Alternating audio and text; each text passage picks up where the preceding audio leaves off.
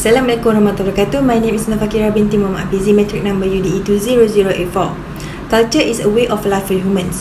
It plays a significant part in Malaysia's national development process by preserving Malaysian identity in attempts to promote socio-economic and political growth. It unquestionably necessitates the mobilization and participation of all levels of Malaysian society in a continuous process. Malay's national culture policy was introduced in 1970, emphasizing non-Malays absorption into the Malay ethnic group. However, throughout the 1990s, the Prime Minister Mahathir Mohamad rejected this approach with his Bangsa Malaysia policy emphasizing a Malaysian instinct of Malay identity for the state. Malaysian national culture policy is defined in the 1971 National Culture Policy. It establishes three concepts as standard for national culture. Firstly, the national culture must be built on indigenous Malay culture. Following that, appropriate parts from other cultures may be adopted as part of the national culture. Lastly, the important component in the molding of the national culture is Islam. For a multiracial country like Malaysia, the process of national culture development requires careful and detailed planning in order to cultivate the Malaysian way of life. This cultural planning emphasizes the excellent and noble qualities that are essential in strengthening the Malaysian race national identity. Assalamualaikum, my name is UMIE binti AIDI. My matrix number UDE201130. So I will present the purpose of formation of the national culture policy. So Malaysia is one of the country that have a multiracial society.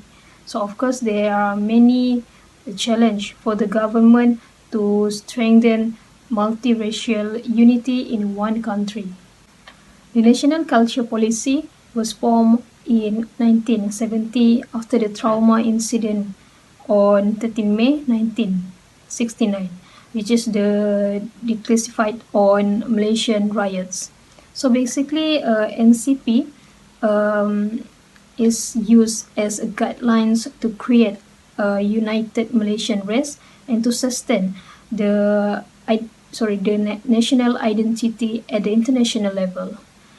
Also, according to Datuk Sri Ismail Sabri Yaakob, he said that NCP is used as guidelines and reference in planning the development of our country's arts, cultures, and the heritage sector. First and foremost, the objective of NCP is to strengthen national unity through culture, whereby all culture in Malaysia are required to work together in forming a society that lives in harmony despite different religions and culture. Secondly, to foster and preserve national identity created through national culture. It is important to keep fresh and be a guide for our future generation. And we need to maintain our national identity because it is a symbol of our country. Also, it is able to highlight our national culture in the eyes of the world. By realizing the government should take the action, which is they may implement it through social programs such as in education, sport, health, and etc. Last but not least, the objective of national culture policy is to enrich and enhance the quality of human life in equilibrium with socio-economic development. It means that our culture is able to strengthen the economic countries. For example, in terms of tourism, that there are many foreign tourists visit to Malaysia because they are attracted to our culture of multiracial society found in Malaysia. Also, there are many foreign investors. They are there to invest to the country because of political stability and government planning. So indirectly, we can see that it is able to provide employment opportunities to our local residents. So I think that's all for purpose of formation NCP. Thank you so much.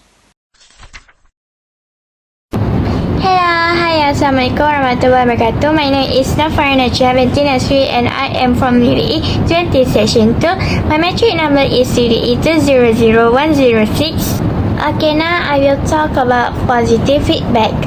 The implementation of the national culture policy is very needed in Malaysia as a developing country with multicultural society and multiracial.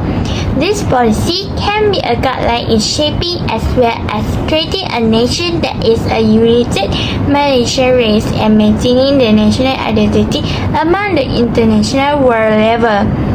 As a result, on 26 October 2021, the National Culture Policy 2021 taken 2021 launched in Kuala Lumpur.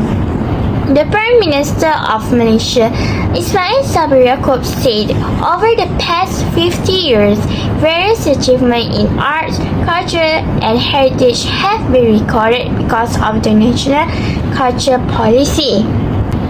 The Prime Minister said Deccan has 7 core, which are highly valued culture, community harmony, cultural empowerment, preservation and conservation of cultural heritage, generation of cultural economy, cultural development and expression, and cultural excellence. He said at each core there was consistent human capital development that include formal arts, culture and heritage education as well as the application of non-formal education as an effort to produce successors to existing arts, heritage, activities and culture.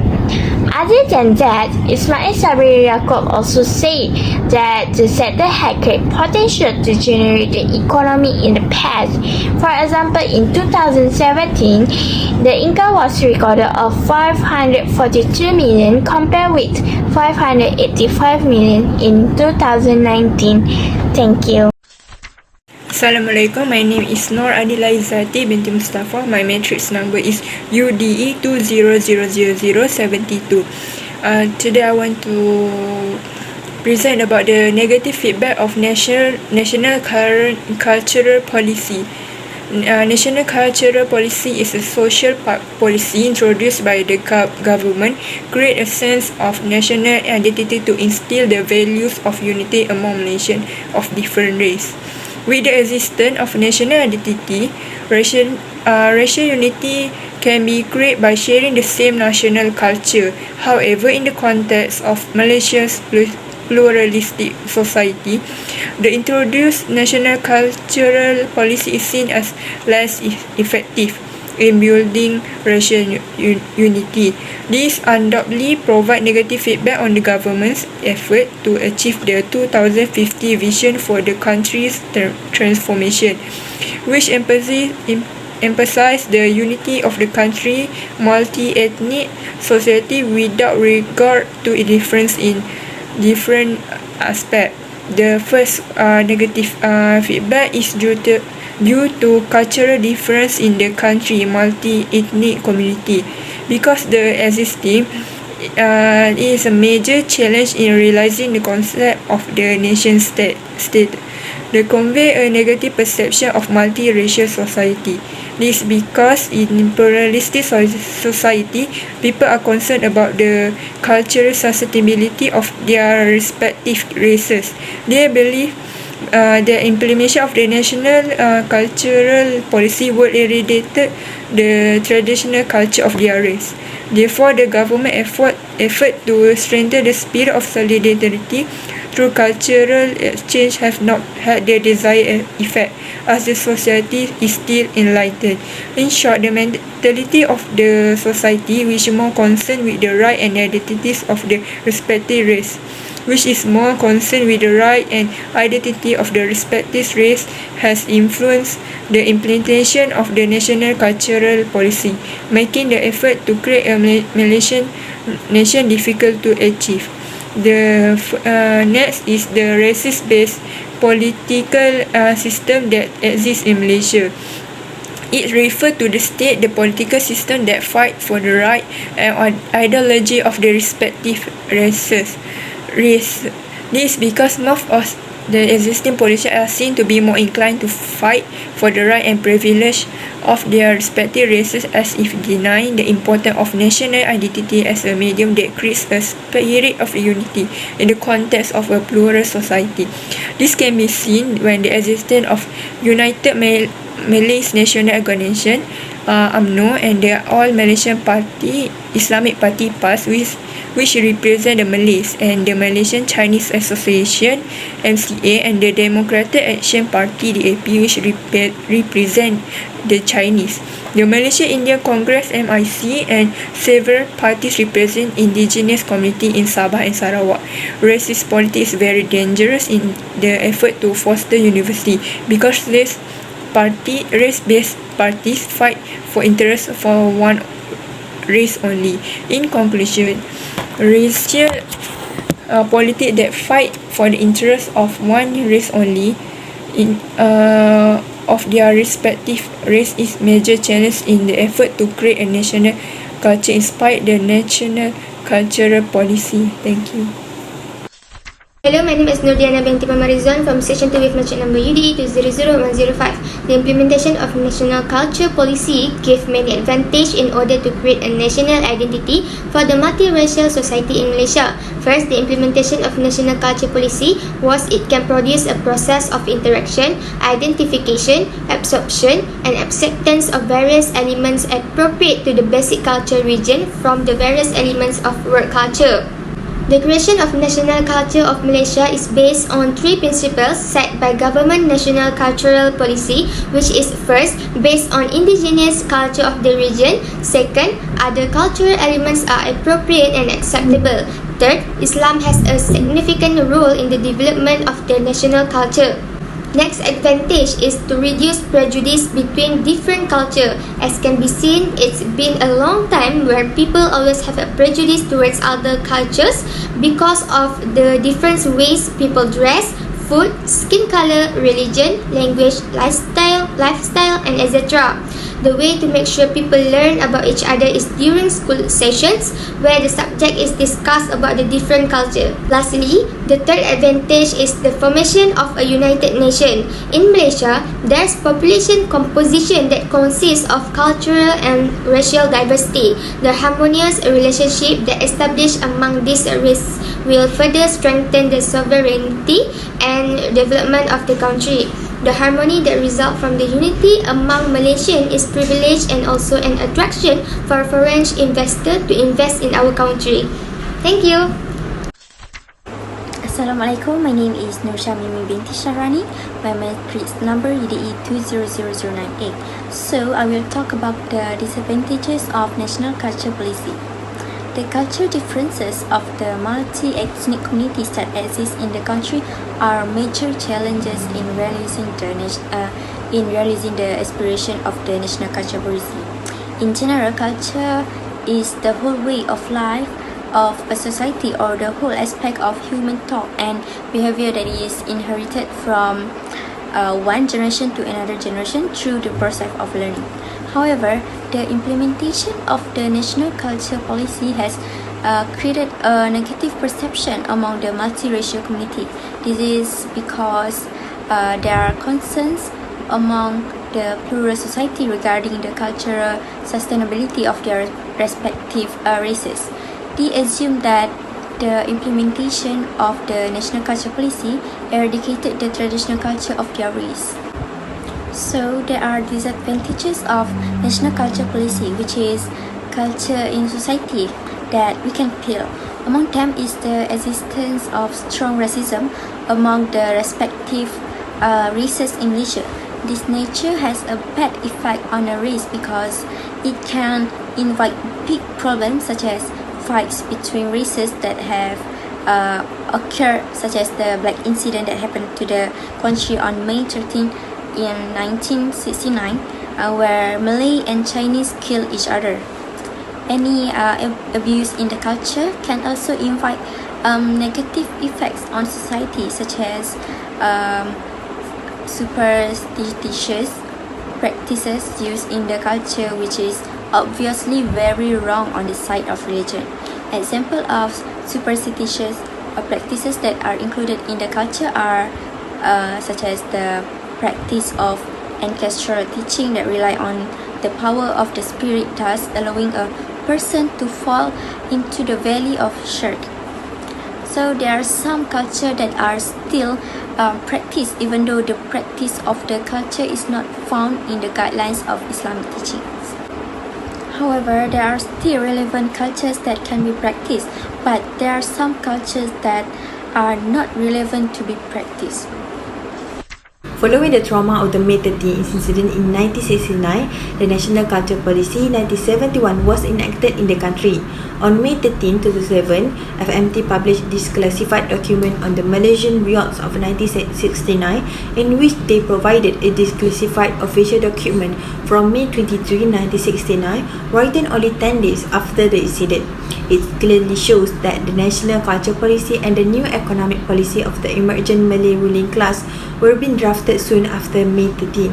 Thus, it was agreed during the 1971 National Culture Policy meeting, which was notable for the absence of varied Malaysian communities, especially the Chinese, Indian, and other indigenous stakeholders. In this current generation, they will not remember the acrimonious controversies that erupted in the 1980s when the government sought to implement this policy by banning lion dances and other non-Malay cultural forms from being performed in school and other public places. The Chinese and Indian population were outraged. Protest memo was sent by 15 major Chinese groups and 10 major Indian associations. Until 2021, UMNO's education policy is devoted to the policy of Bahasa Malaysia only in all schools, which is why UMNO does not allow the progressive growth of Chinese and Tamil school, even when such schools are overflowing with non-Chinese students. The challenges of globalization as well as the reality of tourism as a growth sector had forced the Barisan Nasional government to reconsider its monocultural strategy because monoculture does not sell.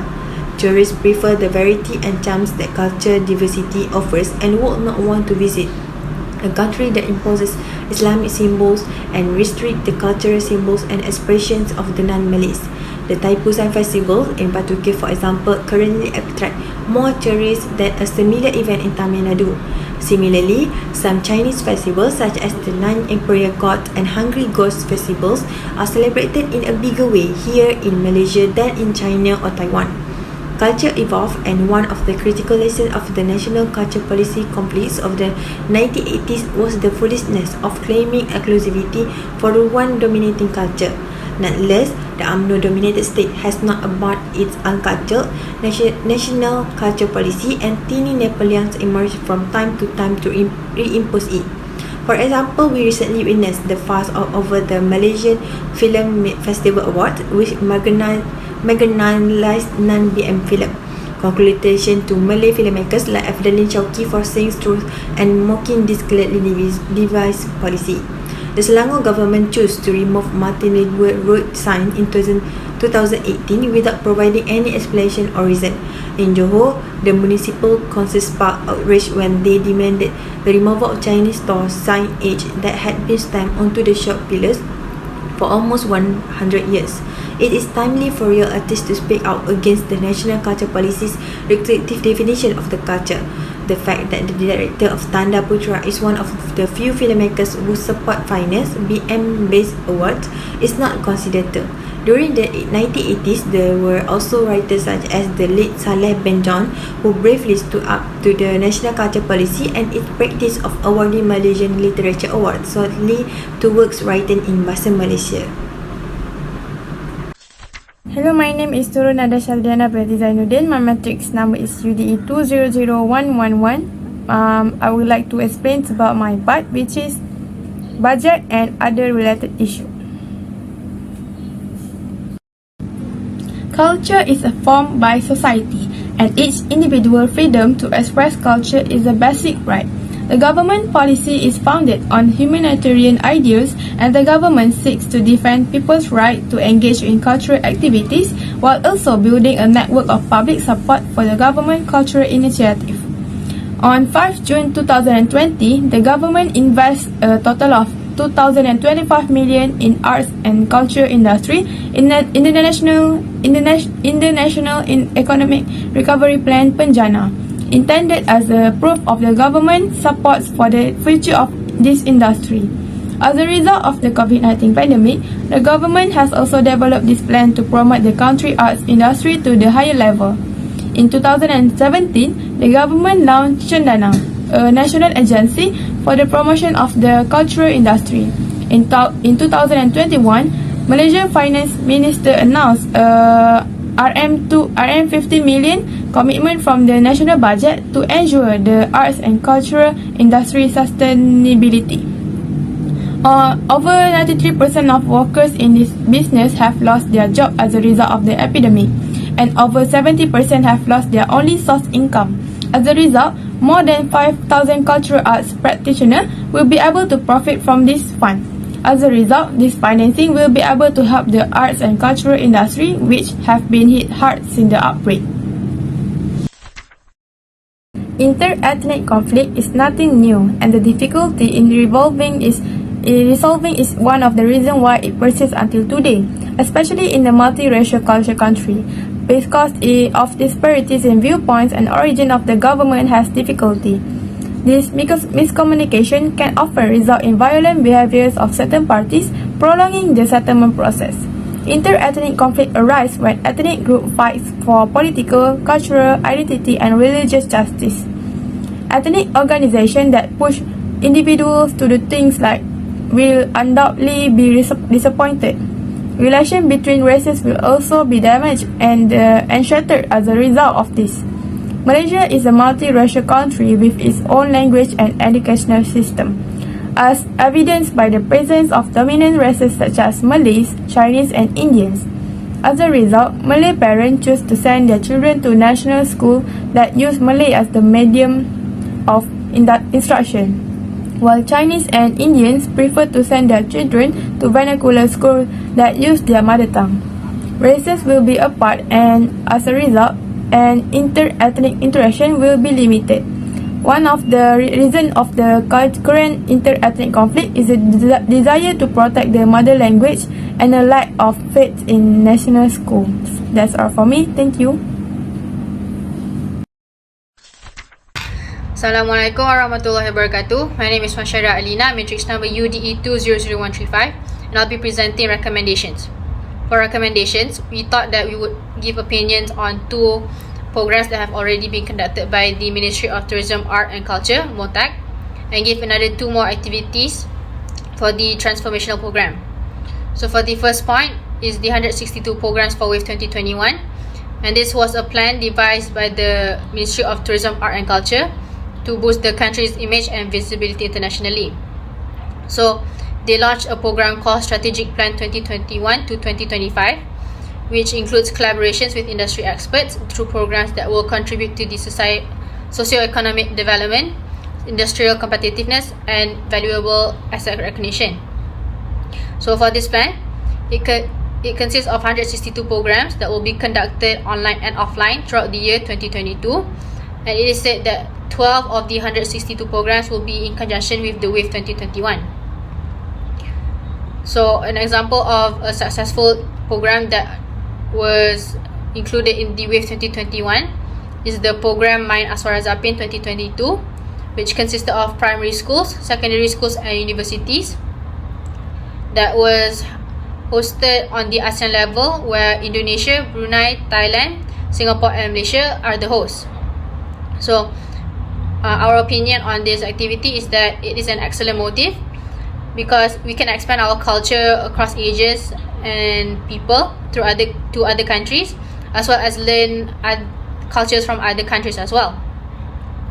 And this will also help other people to recognize our culture and be more interested in learning our culture.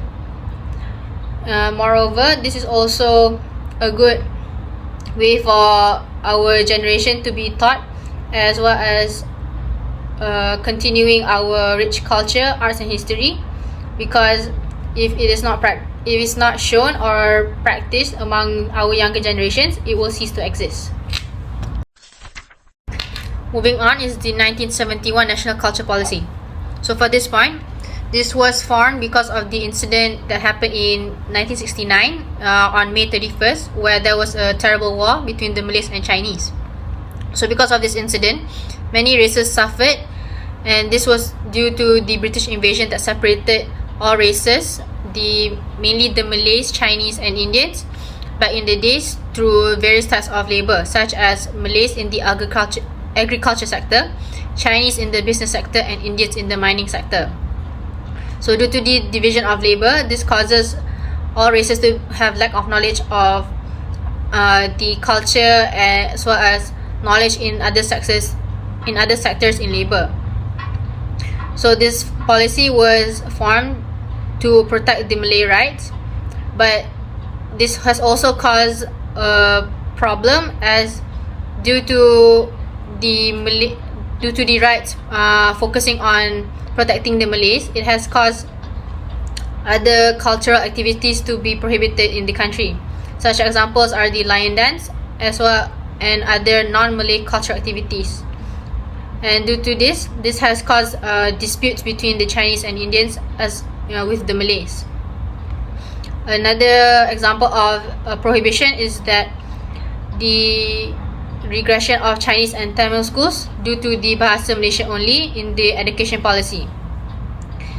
For this policy, it was said that Prime Minister Dr. Mahathir Mohamad had rejected back in the 1990s as it was only focusing on the Malays instead of all the races in Malaysia. So due to this, there has been many controversies, and this can also be seen as quite selfish and controlling to other races because this only focuses on the Malays rather than all the races that exist in Malaysia. So our opinion on this program is that it should be either restructured or demolished, because if this prevents non-Malay cultural activities from happening in Malaysia, this will only cause more disputes as well as preventing Malaysia's unique tourist attraction from occurring. Besides that, we are also living in a diverse country which consists of many races as well as religions that have many practices and cultures. So by executing the national culture policy of 1971, this will only cause more problems in the future as well as reducing respect towards other races in Malaysia. Next is more exposure on arts and culture. So for this point, it is a suggestion of an activity that can be used to broaden the arts and culture activities for this transformational program. So we know that Malaysia is wealthy in arts and culture as it can be derived from our customs.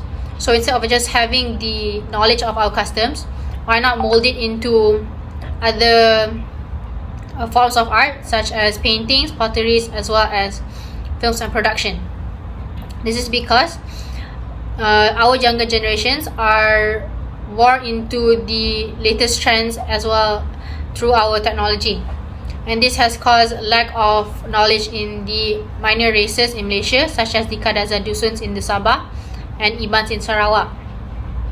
And due to the dominant races in Malaysia, which consists of Malays, Chinese and Indians, the younger generations will only think that our country only leans more to the Malays, Chinese and Indians rather than having other minor races in Malaysia. And this can be considered as disrespectful because they are not respecting other cultures and races that make up Malaysia.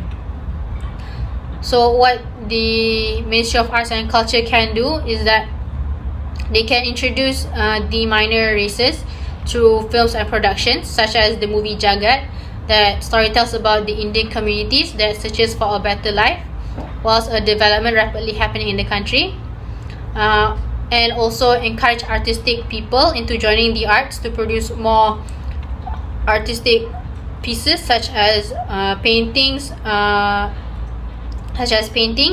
like Red Hong Yi and Adiputra, who includes a lot of our culture and history into their paintings and arts. So for this point, it can be seen as quite beneficial because we are not only encouraging our locals to learn of our culture, but also the international people.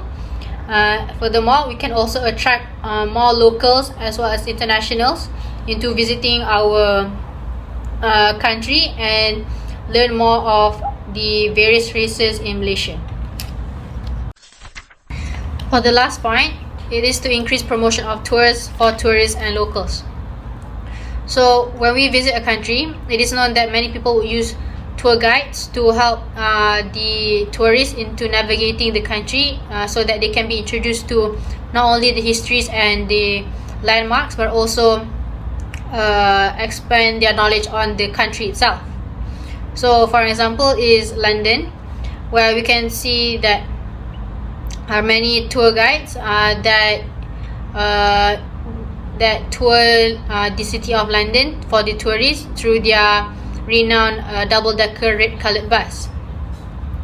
So it is encouraged that our country should do the same, as this makes it easier for tourists as well, regardless of local or international people, into having more knowledge, or at least a little bit of knowledge of our country, as well as the historic landmarks that we have all around Kuala Lumpur, as well as other countries, as well as other states in Malaysia.